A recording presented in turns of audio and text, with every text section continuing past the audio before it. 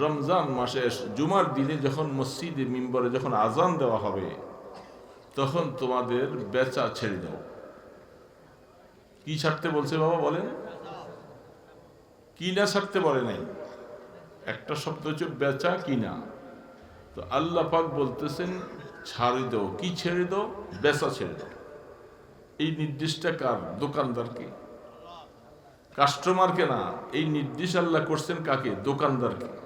এই দোকানদার যে ব্যবসা করতেছো, তুমি জুমার দিনে যখন আজান হবে, আজানের পরে তুমি বেচা ছেড়ে দাও। কারণ দোকান যদি বন্ধ থাকে কাস্টমার ঘুরে চলে আসবে। দোকানে নাই, দোকান বন্ধ, সব অটোমেটিক সেই লোকটা নামাজের দিকে দৌড়াবে। এই জন্য আল্লাহ পাক বলতেছে মনে রাখো জুমার দিনে যখন আজান হবে তুমি বেচা করো না। কিনিনাওয়ালাদেরকে নিষেধ করে নাই, কারণ বেচনেওয়ালা বেচা বন্ধ রাখলে কিনার কোনো সুযোগ নাই।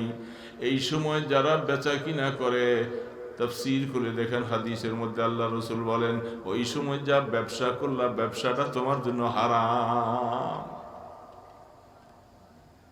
এই ব্যবসা যেটুকু এই সময়ের ভিতরে যে বেচা কিনা করে যা লাভ হলো, এই লাভটা কি বলেন না? কি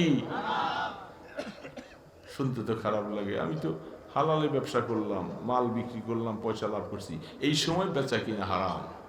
আল্লাহ পাক বলছেন তোমাকে এখন ব্যবসা করার জন্য আমি দেই নাই, আমি আজান হয়েছে, তুমি এখন জুমার জন্য প্রস্তুতি নিবা, গোসল করবে, পরিষ্কার হবে, জুমার জন্য প্রস্তুতি নিবে। এখন আমাদের সমাজে আজানের পরে দোকান বন্ধ করে দেয়, কি বলেন? হ্যাঁ, দোকান বন্ধ করে দেয়, বেচাকে বেচতে থাকে, খরিদ্দারও সুযোগ পাইছে কিনতে থাকে। এই জন্য আল্লাহ সুবহানাহু ওয়া তাআলার ভয় যার অন্তরে থাকবে, ওয়ামান ইয়াত্তাকিল্লাহ ইয়াজআল লাহু মাখরাজা। দোস্ত, এই জন্য আগে এটা অর্জন করতে হবে যে ভয়, আল্লাহর ভয়। আল্লাহ পাকের ভয় যখন দিলে আসবে, রাস্তায় যখন চলবা, বেগানা নারী যখন তোমার সামনে সেজে গুজে যাবে, তুমি বারবার করে সেই দিকে তাকাইবা না। তোমার দিলের মধ্যে চলে আসবে আমার আল্লাহ নিষেধ করেছে, খবরদার ওই দিকে তাকাবি না, এটা নাজায়েজ, তোমার জন্য হারাম। তুমি বারবার তাকাইলে জিনার গুনাহ হবে। কিয়ামতের ময়দানে চোখের মধ্যে সীসা গরম করে গলাইয়া দিবে। বাঁচতে পারবে কে? যে যার অন্তরে কি আছে। আলেম বলেন আর ফাজেল বলেন, যতটুকুই বলেন, যদি আল্লাহর ভয় অন্তরে থাকে সেই দিকে তাকাবে। কারণ আমি তো বাঁচতে পারি না।